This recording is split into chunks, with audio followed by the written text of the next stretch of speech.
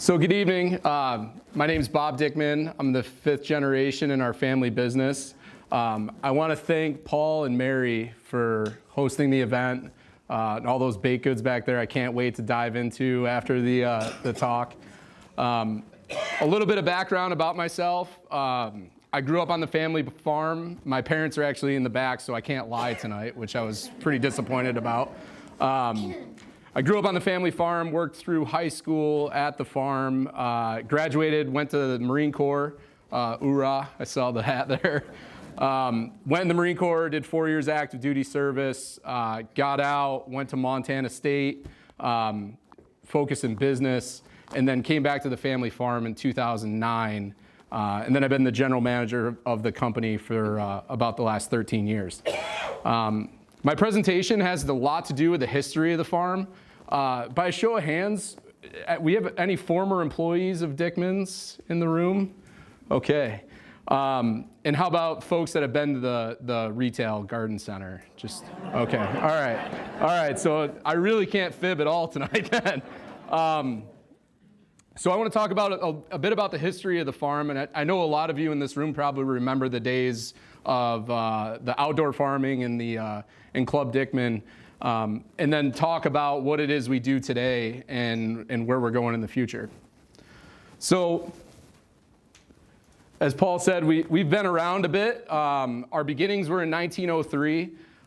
Two brothers, my great-great-grandfather and great-uncle Theodore and Herman, immigrated from Germany. They came to the coal mines of Pennsylvania. Like many immigrants, worked in the coal mines for a few years with a dream that someday they would be able to farm in the United States. So they raised enough money to buy about 13 acres of land right here on Archie Street, down the road from the Ag Museum. Both brothers worked really hard. Theodore had two boys, Herman and Carl, which probably some of you remember Herm over here and Carl over there. They brought the boys into the business, and actually both boys dropped out of high school to help on the family farm. And when they, specifically in vegetable outdoor farming, that was their specialty. So things like peas, cabbage, squash, cucumbers, and tomatoes. So as Carl and Herman transitioned into the business, we built our first greenhouse in 1929. So this greenhouse here still stands today. About 10 years ago, we tore the glass out of it and steel roofed the top. It was pretty leaky, but it's a 1929 Lord and Burnham greenhouse. And I did some research before this presentation to see if I could find another Lord and Burnham greenhouse in New York State that was still standing, and I couldn't find one. So off the record, maybe the oldest Lord and Burnham still standing in New York State, but they were a manufacturer out of Buffalo. And the funny thing is every time I talk about our greenhouse business is the boys built it for nothing to do with agriculture or horticulture.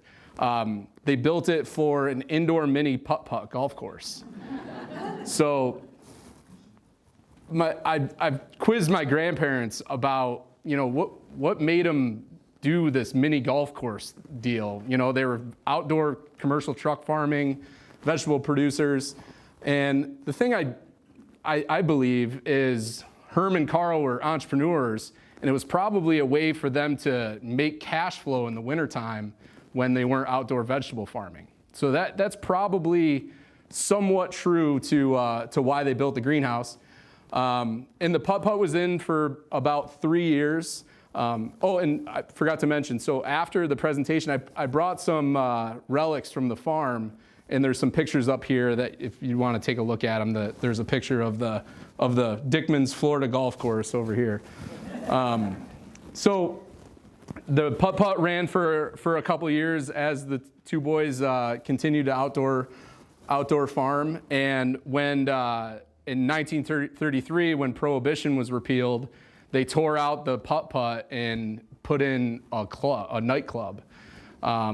Story goes that Carl really loved Emerson Park, and he used to go down to the pavilion and listen to the big bands at play. And he was kind of enthralled by it and always had a dream that he wanted to own a nightclub someday. So Prohibition was repealed, and it was Come Dance Underneath the Stars of Club Dickman. Do we have any folks who remember the Club Dickman days? If I could time travel, it would be the first place I go to in my family history. So big bandstand, big dance floor, booth seating up both sides. Probably most famous of it is the big rubber tree where you can see some of the leaves come under it. And it was very successful. It ran for about 30 years, and folks would come from all over to come dance. And Carl and Herman had some rules to follow in the nightclub. One was, and a gentleman brought it up earlier, you had to come with a date. So, and two, it was a modest menu with very little cover charge, but there was no rowdy behavior. And you had to be in your booth, seated with your date, before they would ever serve you food. So a far cry from what today is in today's society. But and they brought big bands in from all over. And one of my favorite stories is one night Carl and Herman both would dress up tuxedo jacket, and they would bring people through the door. And one night, they had a fraternity come in from Cornell, a fraternity sorority dance. And Herman was checking people in, and he started to notice everyone had the same tie on. And that was another thing, ties and jackets for the men. And he started to notice everyone had the same tie on.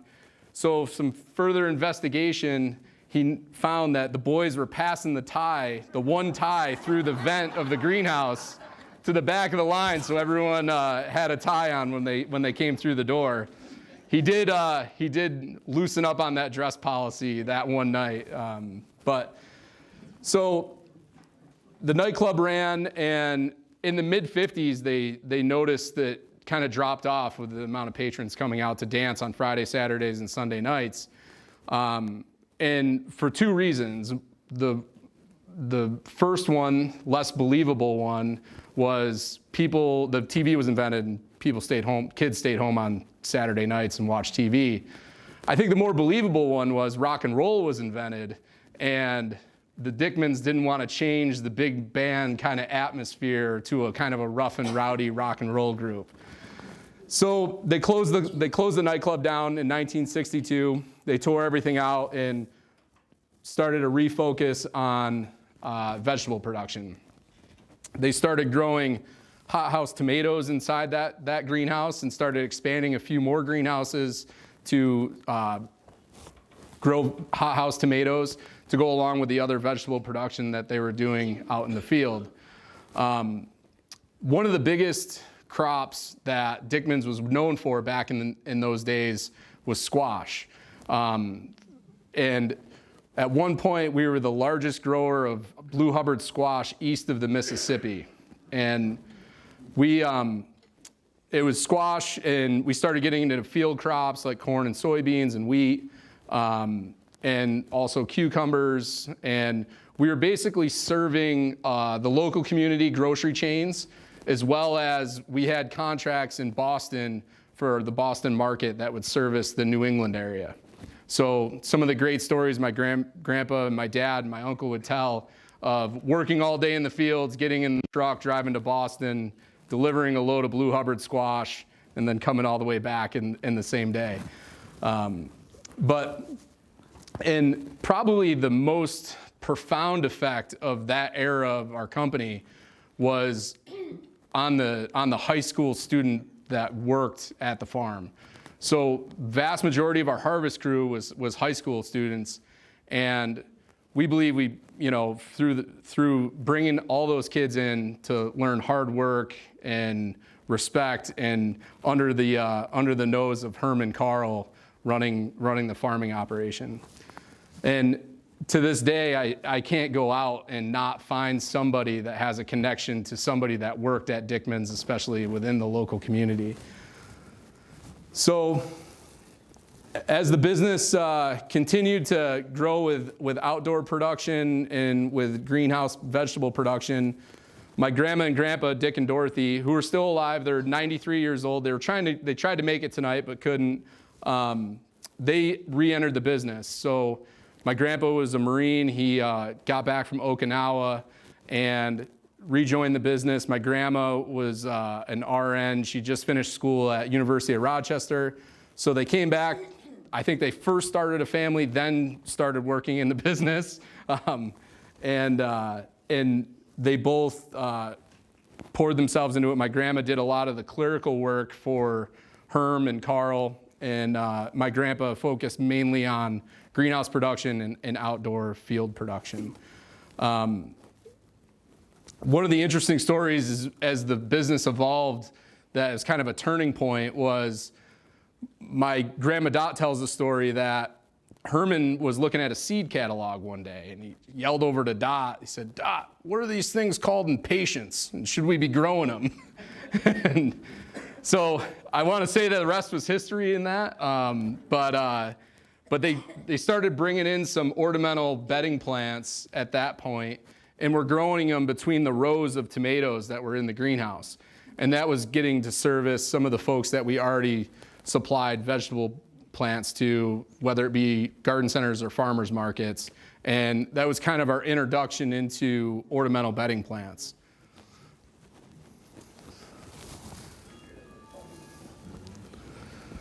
So like I said, my grandparents first started on a family and then started working at the farm, because 9 months after my grandfather to the day came home from Japan, my Uncle Dave was born.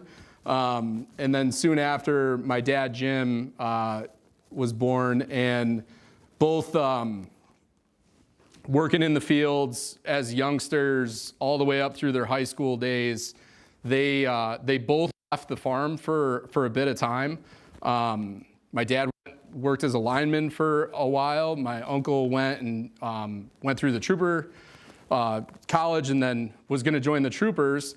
And at one point, I think my grandpa asked both boys to come back to the farm to help, and both did. And I'm very privileged for that. So all the while, they continued to grow the outdoor farm production. They started they pivoted a bit more towards row crops and buying farms and renting farms to do more grain farming. And in about 1985, it was the late 70s, and farming was in kind of a slump for those that are in farming. And they decided that they really needed to make a move to whether they were going to continue on the farming operation or go to the greenhouse business. So my Uncle Dave was in charge of sales and logistics, and my dad was in charge of construction and production. And my grandpa was basically general manager of the greenhouse. And they decided in 1984 that they were going to quit crop farming, have an auction, and really go head into greenhouse production. That was when the expansion of our company started. Both Dad and Dave had a vision of modern greenhouses and building a wholesale production that we could service a wide area and get a bigger assortment of crops between bedding plants in the spring, mums in the fall, poinsettias in the winter, which we built a lot of greenhouses through the late 80s and into the 90s to support that business. And one of the biggest opportunities that came before us was a relationship with Ball Seed Company. So Ball Seed is the largest breeder and distributor of plant material in the world, based in West Chicago. And they approached Dickman's to become a young plant producer. So what we do is we propagate young plants that we then ship to other growers that then would transplant those into finished containers. So as that relationship developed in 1997, we became a full, what they call, rooting station, and that's when the business really started to grow from the greenhouse perspective. So I'll talk a bit about what happens at Dickman Farms today. So we do about 1,500 different plant varieties. We propagate about 20 million young plants a year. And we have about 780,000 square feet of greenhouse. One of the key things about what we do is the facilities that we grow in. So between what Dave and Jim were able to build and then the technology that we've implemented has allowed us to sort of grow our business and distribute plant material. We have about 80 full-time year-round employees and then 45 seasonal employees. Our season is actually from January to June is what we call our seasonal work staff. We're actually the busiest at Dickman's in January, February, and March in our young plant division. So most folks think that, flower farmers, May would be our busiest season, but our young plant production is really where we are the busiest. We utilize the H-2A program. So we try to hire as many seasonal employees as we possibly can. But then we also bring in about 40 folks on work visas, mainly from Mexico, that come up through the government and work at the farm somewhere between November and June. These folks come back year after year after year. It's a challenging program, but it's really the only reliable source of seasonal labor that we've found works for the farm.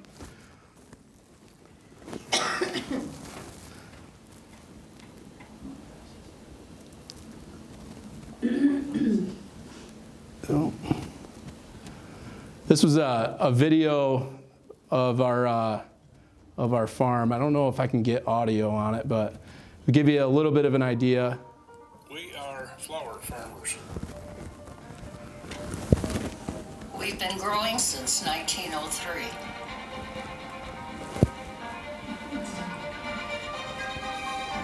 We are proud of the products we produce.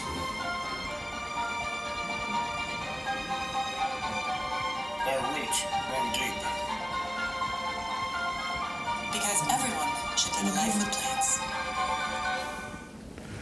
So it was one of our commercials a year or so ago. So I figured it would be willing enough to share to kind of show you what our greenhouses look like today and the operation. So when we talk about our business today, we really talk about it in three different silos. Our young plant division, which runs year round, but the heart of it is January, February, and March.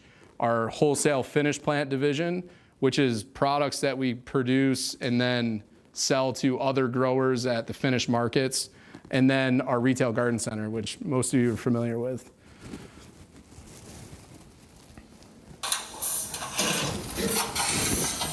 So our young plant division, it's our largest of the three silos. Again, we do about 20 million plugs a year, and about 1,500 different varieties of plant material.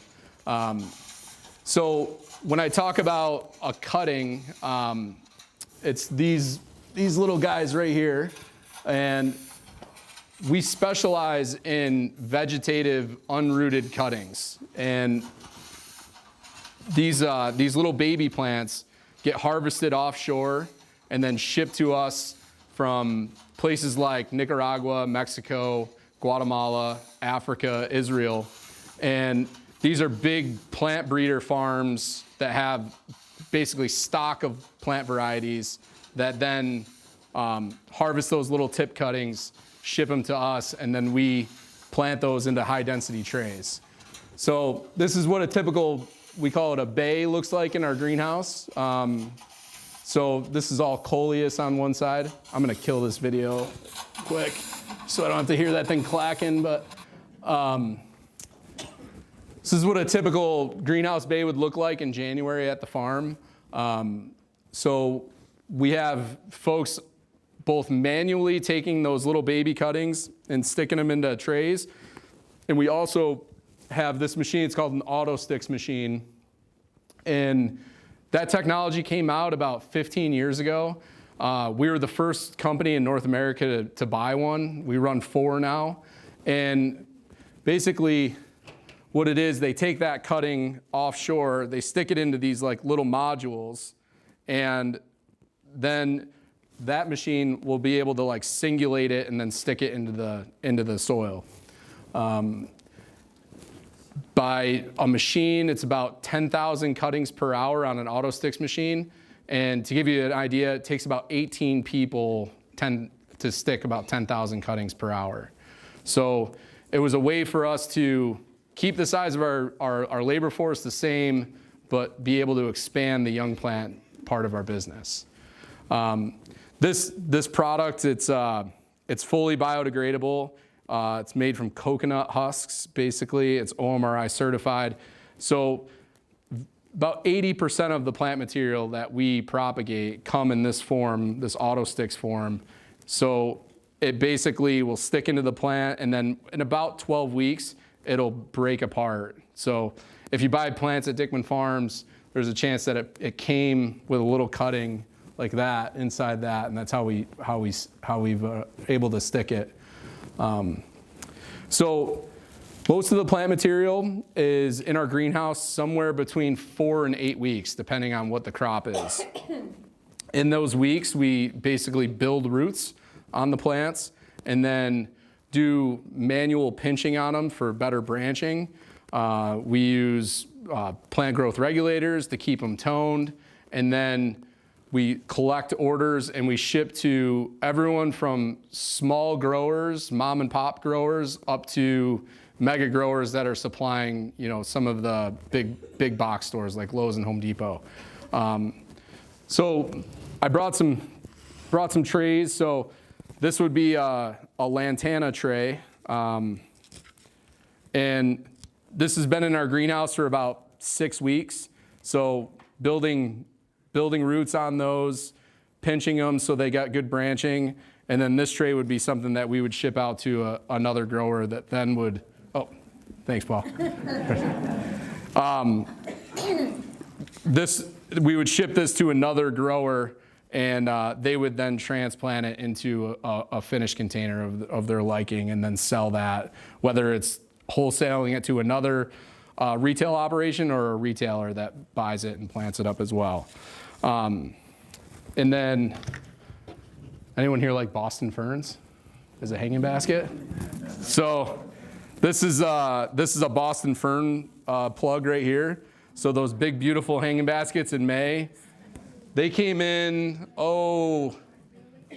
end of August to us, and they come from tissue culture. So these are actually formed in a lab. They come in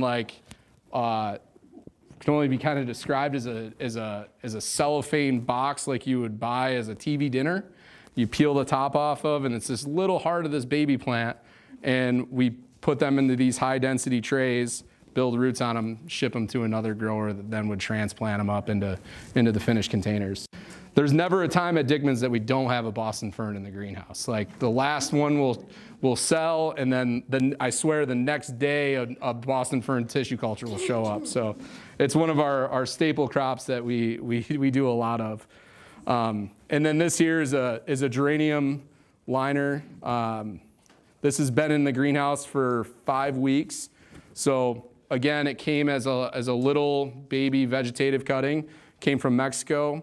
We stuck it by hand, build roots on it, and then we'll ship this out to our customer. That season, again, is our biggest season. We propagate all of our own mums as well. So these big mums over here, they come by vegetative cutting. We stick about 2 million of them a year for other growers and then for ourselves, and then put roots on them. And that production starts in early May. So we have mums all the way through the summer for for then shipping them during the fall. We ship our plants to all 50 states. Our geographic region for grower truck, we own our own truck fleet. We grower truck down to North Carolina, as far west as Chicago, and then throughout the Mid-Atlantic and the New England states. Any grower will basically have an assortment of products. Again, it's about 1,500 line items. So a typical grower will have somewhere between 30 and 40 different varieties on a cart. So we pick those up, we sort those out of the greenhouse, pack them on a rack, and then ship them off to that grower via our grower truck fleet. For the rest of the country, we either do a common carrier like a FedEx ground, or we also use FedEx Express, where we box material in a box like this that we'll load 2 trays into it, and then it'll go airmail next day delivery. So some of the fun customers that we ship to, so with our Ball relationship, Ball has about 80 independent sales reps throughout the country that sell our products. We buy all of our vegetative cuttings from them, and then it's a little bit incestuous, but then we sell it back to Ball to that customer. So we're a bit of the middle partner that does all the propagation for them. But some of our fun customers is like Walt Disney World. So we'll sell some plants to Walt Disney World for their greenhouses. So it's kind of neat to think that some of our plants around there. Churchill Downs, so if you like the Kentucky Derby, some of the plants around there originated in Auburn, New York, and even the White House. So there's growers that we distribute to that then grow for the White House. So pretty neat for a little small town like Auburn. So the next silo of our business is our wholesale division. So we grow about 500 different products, starting in early to mid-March would be pansies, would be the first crop that we start shipping and distributing. And we sell to about 80 independent garden centers throughout the region. It's mainly from Buffalo to Albany and through the southern tier.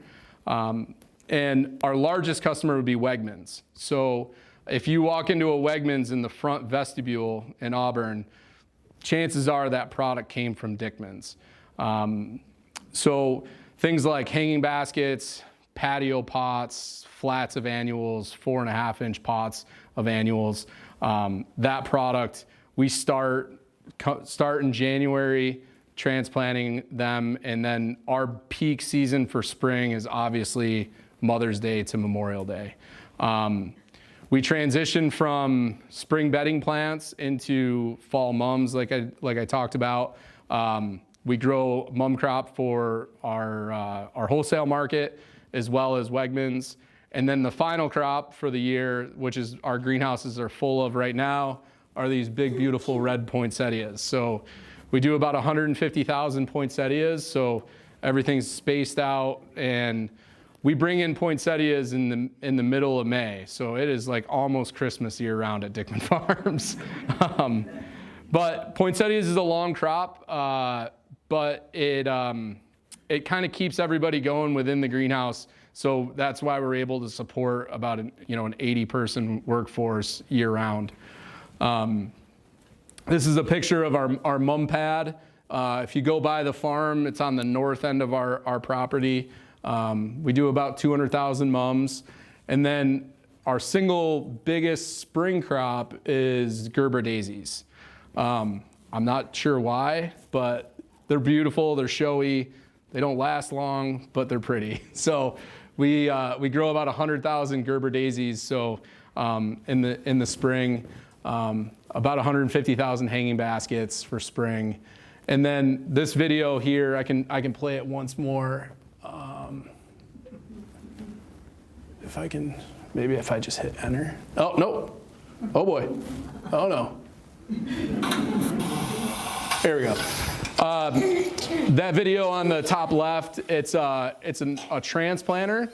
So we're doing pansies right now. And basically it's a 24 gripper machine that you load in the plug tray, it grabs those plants and then moves them over into like 606 flats. So things that you see in our garden center that are in pack form, we plant it with what we call the red line, which is was an auto transplanter. Just saves on the amount of labor we need to hand plant material.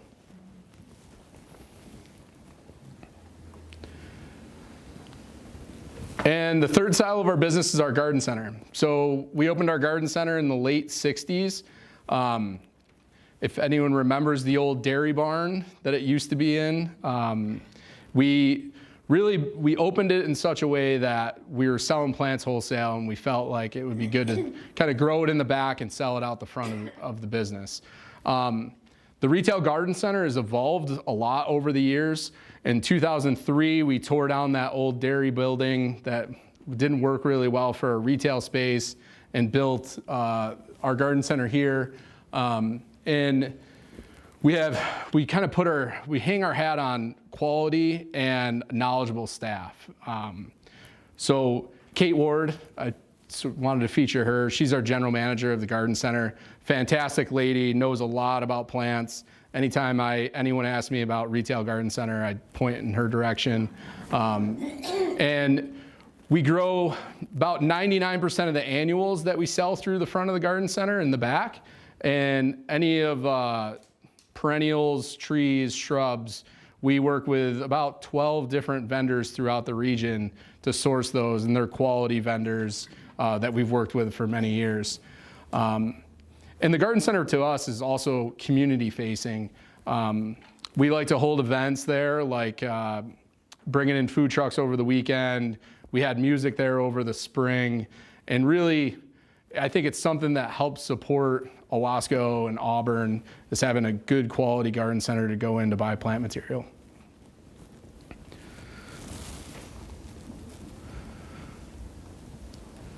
So with all that said, what do we do next? And so a few things with the future of Dickman Farms.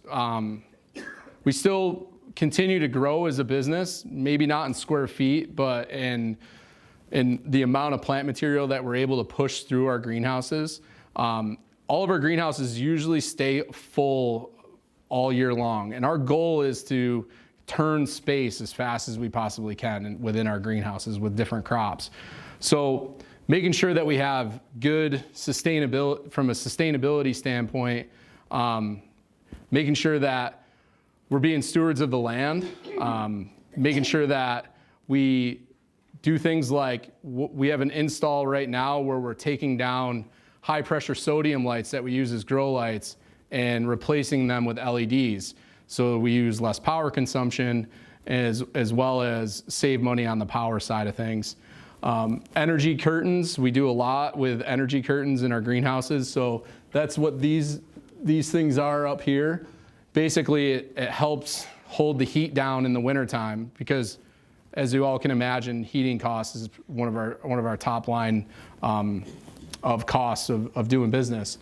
So keeping our heat down, as well as looking into recirculating all of our water within the greenhouse, and biocontrol. So growing all these kinds of varieties of plants, especially with live plants that are getting shipped in from offshore, pest and disease is one of our primary focuses of propagating young plants.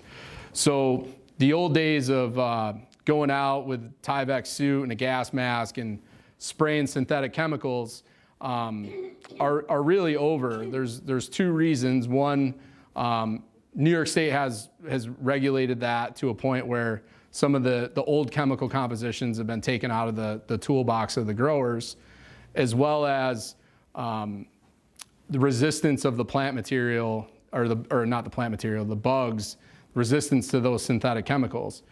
So our head grower, Doug Mead, about 10 years ago, went and saw a talk where it was a European gentleman that was talking about basically using beneficial insects to eat bad pests. Since then, we're at about 95% biocontrol at the farm. We do mass releases of insects within our greenhouse on a weekly basis. And these are all insects that live naturally in our environment, but think about in February where we basically build a population of beneficial insects that can go after these pests, which has helped our farm quite a bit, not only in employee safety and having to cut off greenhouses that you go in and spray, but also from plant health quality standpoint. So think about like spraying a bunch of chemicals on your plants and what that can do to the quality of the plant material and the resistance or the residual on that. And then automation. So I showed a few videos, our auto sticks machine, our red line. We're gonna continue to invest into automation. Our biggest challenge at the farm is labor. So I think probably like most businesses, trying to find more labor is very difficult. And although the H2A program is a viable option for us, it's hard to grow that bigger than what we currently have. So investing in automation to move plant material throughout the greenhouses. We're doing an install right now on a line that when our folks go out into the greenhouses to collect all the plants that we're gonna ship to other growers, right now it's basically a manual sort. It's like, it's a big game of matching. They have an order sheet and they're grabbing the plant material and putting it on racks. So we bought a machine from Holland that we're able to run basically up a line. It scans the barcode on the plant material, which all our barcodes is like it's a serialized tray, just like your license plate. Everyone is unique to the plant that's in the tray. It'll scan that and then it'll apply a label to it automatically. It'll run down the belt and then there'll be a kickoff and it'll push it into a lane, and then all we'll have is folks being able to look at that sticker and tell what rack or what box or what cart it's gonna go onto. So a little bit more automation there. So we're investing heavily into that. As well as the thing that I think has always driven our business, the thing that my grandfather and my dad and my uncle have always preached is gotta have quality. And I think that's what we wanna be known for within our industry, doing the right things, and having good quality, healthy plant material that thrive.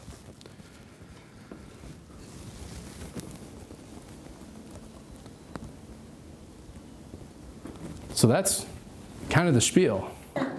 Yeah, thanks everyone. I appreciate it.